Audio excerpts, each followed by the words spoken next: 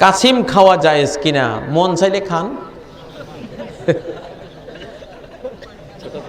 সহিহ বুখারীতে ইমাম সাহাবী বলেছেন যে আমার পরিবার যদি কাসিম খাইতে চায় আমি খাওয়াবো।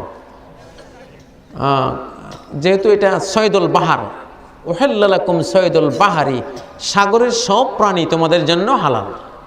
কাঁকড়া হালাল, কুমির হালাল, তারপরে নোয়াজি, ওই যে কুচ্চা না কি কয়, এগুলো মানে পানিতে যেটা আছে এগুলো সবই হালাল, খেতে পারেন যদি রুচি হয়। রুচি না হলে খাবেন না। হালাল সব যে খেতে হবে এটা জরুরি না।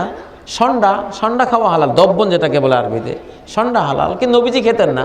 উনি বলতেন যে আমার এলাকায় তো খাইতো না, আমি এটা দেখলে আমার কাছে এটা কেমন কেমন লাগে, আমি খাই না, তোমরা খাও।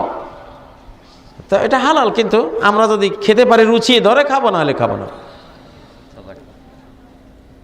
কাসিম নাকি খুব স্বাদ, কিন্তু আমি খাইতে পারবো না, কেন আমার এলাকায় এটা হিন্দুরা খায় দেখছি। হ্যাঁ, খ্রিস্টানরা খায়, হিন্দুরা খায়, এই জন্য আমাদের এটার প্রতি রুচি না। কিন্তু কারো যদি রুচি হয় সে খেতে পারে।